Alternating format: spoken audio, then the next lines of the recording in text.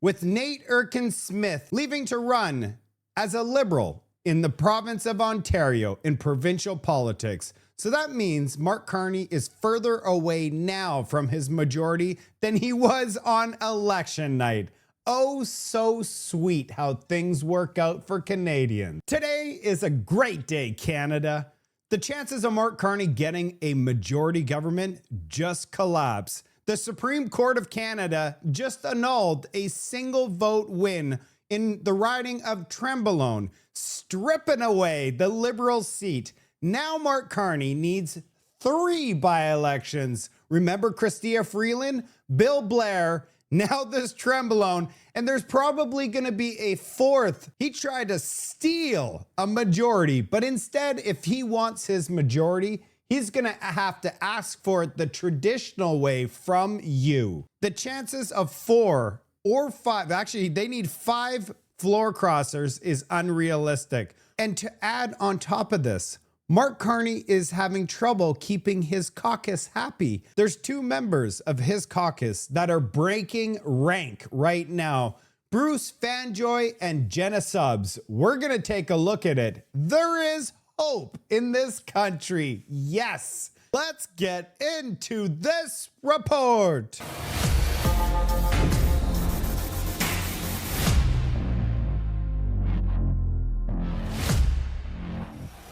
We're going to start off with Terrebonne. Today, democracy actually won. I'm very relieved. Today, democracy won. It's a great day. It's a small but beautiful day for Nathalie Sinclair-Desgagnés, but it's a big day for democracy. Were you expecting to have a decision today? I was not. I was not expecting to have the decision today. Nevertheless, I think the judges realized that there shouldn't be someone sitting in the House of Commons that has not been duly elected, and so it required a fast decision. In the best of the worlds, we shouldn't even have to come all the way to the Supreme Court to have that kind of decision made. It should be there should be a way when Elections Canada made a mistake that changed the result of an election. There should be a quicker way to start a by-election. You know, one of the things we're thinking about is that Mark Carney has a couple of seats. He's a couple of seats away from a majority. This decision denies him being that close. What do you make of that? Is that weighing on you? I am concerned about the fact that Mark Carney seems to want to have a majority that the population has not given him. And it's the case in Terrebonne. People in Terrebonne have not decided that a Liberal should sit, and thereby there shouldn't be a Liberal sitting in Terrebonne, which is the decision that the Supreme Court made. And I think that democracy, the will of the people, should always be respected. That's what we heard today, and I think it's a fair warning for the Prime Minister. Do you think that the fact that his majority, his minority is so close to a majority that this decision is even more important today? Yes, it so happens that we are in a situation where the minority is close to majority, but independently so, this election had to be redone in a fair way. So I'm happy about the outcome.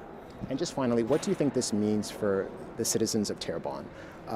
What do you think it means for them? It is their victory. The citizens of Terrebonne at the end will get to decide who sits and who represents them, and that's what was decided today. The will of the people is the most important, and the Terrebonniens and Terrebonniennes should have the total decision, the final decision on who sits and who represents them. So I'm happy that the Terrebonniens and Terrebonniennes will get that chance. Any message for Mark Carney? It's his decision when to call a by-election. I won't comment on when, but of course, as usual, sooner the better. There shouldn't be an empty seat in Parliament. So Mark Carney has 6 months to call the by-election. I think he's probably going to do it sooner because he wants to probably get back this seat. Now he's down another seat. It's like Christmas and it's almost springtime. I absolutely love seeing these seats fall out of the Liberals' hands because the likelihood of a Conservative crossing now, you know what's hilarious? Is the 2 floor crossers are seeing this right now and going, uh-oh, what did I just do? Because they thought they were going to have a majority. Now they're so far away and they just screwed themselves over. Next election, those two individuals are gone. Move on to Jenna Sudds and Bruce Fanjoy. Jenna Sudds and Bruce Fanjoy have come out and said, we don't like this return back to the office 4 days a week. You need to provide flexibility. Why do you think? I don't know about Jenna Sudds, but I know about Bruce Fanjoy. The reason is because his constituents, he promised them, you will have flexibility. You can work from home. We're not going to lay off one public sector worker if you vote for me. Now he is providing all the pink slips in his riding, and now they're getting forced back to the office. So they're going to be quitting, and they're all going to blame Bruce Fanjoy. So he needs to come out against Mark Carney and say, yeah, I don't like this back to the office, because he has to look at his constituents in the face and say, I failed and I lied. This is how I'm standing up for you. I'm going to be in the front page of a paper saying, I don't like this. Talk about things collapsing. Doug Ford. No wonder Nate Erkin Smith wants to do provincial politics, because we just got some new polling data which shows, check out the first one up top here. It's definitely time for change in government in Ontario. Nearly half, 47% say yes. It'd be nice to have a change in government, but it's not that important to me. But look at this one right here. It would be nice to keep Doug Ford and the PC government, but it's not that important to me. 13% wants to keep Doug Ford. And check out this last one. Doug Ford and the PC should definitely be reelected. So if you take a 23%, that means 77% don't want Doug Ford. You need to go, Doug Ford. 23% are like, yeah, let's just re-elect Doug Ford. He has done such a bad job. They want him out. You can see the rise and fall of Doug Ford. He went all the way up to 14, and now he's all the way down to -5. There's a reason that Doug Ford doesn't like Pierre Poilievre. He never liked Pierre Poilievre. He did not back him in the last federal election. In fact, he backed Mark Carney, and there's a reason why. Check out this clip. You are not going to believe what was said. Grandmother once told us that one day a Ford would be the prime minister. Which Ford is that going to be? Next question. Is there anxiety around that? Do you think he'll run? Pardon? Do you think that he'll actually run for conservative leader at some point? Yeah, at some point.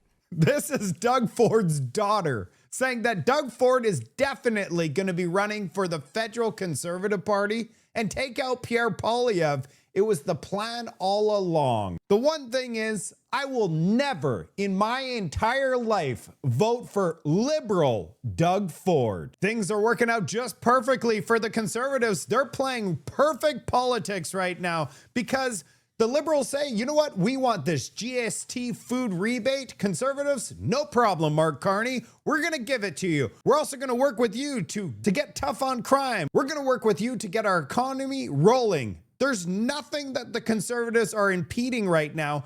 That puts the Liberals in a tough spot because they're going to want this spring election. And the person that calls and forces the spring election is going to get penalized by voters because voters don't want to go back and vote again in a federal election. So it puts Mark Carney in a very difficult spot. No, I don't think so. And I think there's a few things they need to do to really, like we mentioned before on this program, demonstrate those wins. And there is a spirit of cooperation on Parliament Hill right now. So, you know, the Conservatives voted for Bill C5, the major projects bill. They voted for the GST bill the other day. They actually put forward a unanimous consent motion to push forward the GST bill even faster.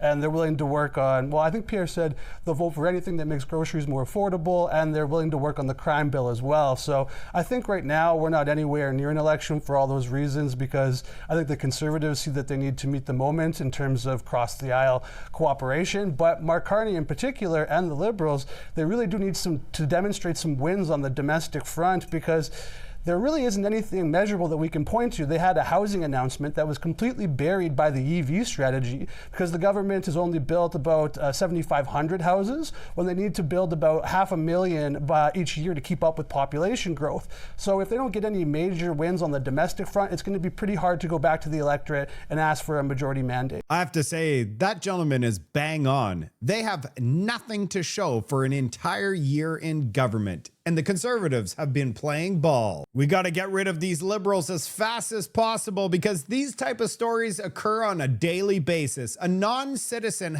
male has 13 children. Imagine that. One of whom was the result of an apple, a 13-year-old. He got bail 4 times and impregnated the victim again while on bail. He was then granted an adjournment to determine how this would impact his immigration status. What is happening in this country? We could have fixed this, Canada. We could have fixed this. Check this out. The story that I just showed you would not even be a thing if we actually moved forwards with the Conservatives' motion that they just brought to the government. Bar any non-citizens convicted of serious crimes from making refugee claims. That seems like that makes perfect sense to me. Bar those facing serious criminal proceedings from using asylum claims to delay consequences.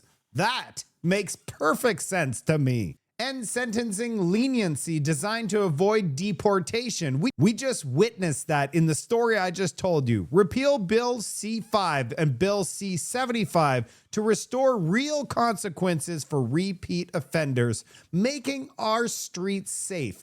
Wow, that makes perfect sense. It would immediately make our streets safer. I don't know what the statistic, but it's something like over 90% of the crimes we see in our society is from the same people over and over again. It's a revolving door because of this Bill 75. So will the Liberals do the right thing and reverse these policies and actually make our streets safer? Well, let's take a look. No surprise, the Conservative motion failed. It was negative. Every single Conservative voted yay. Liberals, every single Liberal said no. Every Bloc Québécois said no. Every NDP said no, and Elizabeth May said no. I don't know what to say. How, in your right mind, could you not say yes to making our streets safer? What are we doing here? We are literally protecting the criminals. And if you are a good person, a law-abiding citizen in this country, you are down to the bottom. You're second class. The criminals are first class. And let's not talking about deportations now. We actually are going to remove all the sentencing because we don't want this poor young man to get deported. Man, that was a lot to handle. I apologize, but I need to show you guys the truth. Now I'm going to show you some truth in the UN, and you are going to be shocked. Resolution as a whole, roll call vote. The vote is open. And the vote is closed. And that's adopted.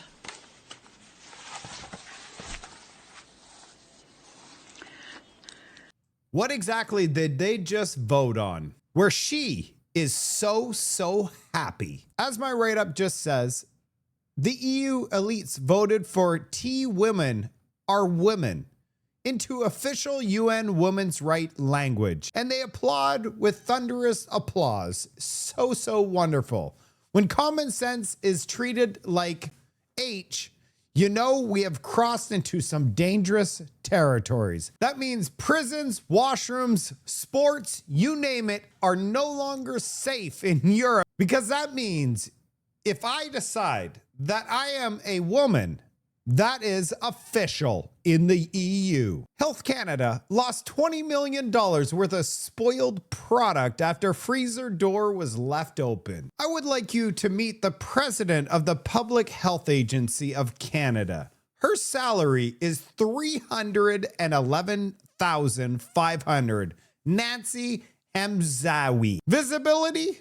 0. I've yet to see her until this incident occurred. The only thing I've seen her do since she took over Tam's position is losing $20 million worth of product because a freezer door was open. This is her performance in a year. I think it's time for a substitution. And would you take a look at that?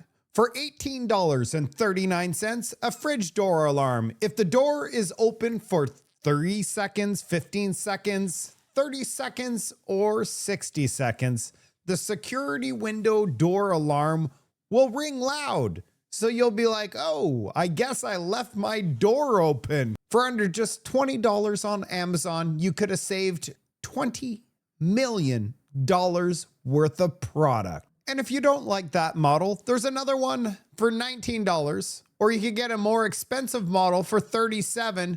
And if you don't like the $18.39, there's a $17.99 model. If you're making $311,500, not including the 4% pay raise on April 1st, they should use a little $20 bill and get themselves one of these beautiful alarms for the product. But I'm sure somebody's going to get punished for this. $20 million worth of product is now gone. Let's hope somebody gets fired. When you have a $20 million loss, how is there no one held accountable?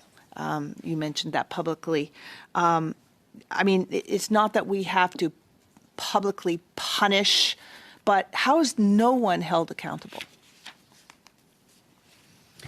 So through the review process, there was no single individual for whom a reprimand was warranted. There were a number of factors that were at play, including adjustments that were required to some of our standard operating procedures. So no determination was made at the time based on that. Just my final plan, question. and just to note that I look forward to the Auditor General's report on this in terms of her findings and any further recommendations she may have for us to My pursue. final question would be, can Canadians feel secure in this stockpile now? Can they be secure that if something happens, some emergency happens, that we are ready for them? Yes, is my short answer. Before the pandemic, we had, 34 employees, about 100 employees now. We, at the time, were investing $5 million per year. Before the pandemic, we are now, this year, to over $220 million in a much more expanded suite of medical countermeasures to be ready for any possible threat that the country could face, for which we are concerned in terms of the risk assessment that we undertake with our colleagues in security. Let's go back and take a look at that. I look forward to the Auditor General's report on this in terms of her findings and any further recommendations she may have. Further recommendations? Go on to Amazon, buy a $20 alarm. That would solve this right away. And the second part is so alarming. Question would be, can Canadians feel secure in this stockpile now? Can they be secure that if something happens, some emergency happens, that we are ready for them? Yes, is my short answer. Before the pandemic, we had, 34 employees, about 100 employees now. They had 34 employees, now 100 employees. There you go, Canada. Now we know where we could start making cuts. They can't even close freezer doors. You think we need the 100 employees? By the way, I believe that the procedures that she's talking about is failure from her, and she doesn't want to fire herself. I do also look forward to the Auditor General's report, and I will be taking a look at it. That's it for today's report. I hope everybody has a wonderful weekend this weekend. Happy Valentine's Day to everybody. Hug your family, hug everybody. I have to say, I don't have to work really hard to find news in Canada. On a daily basis, the stuff that I see, it just blows my mind. I'll see you on the next report.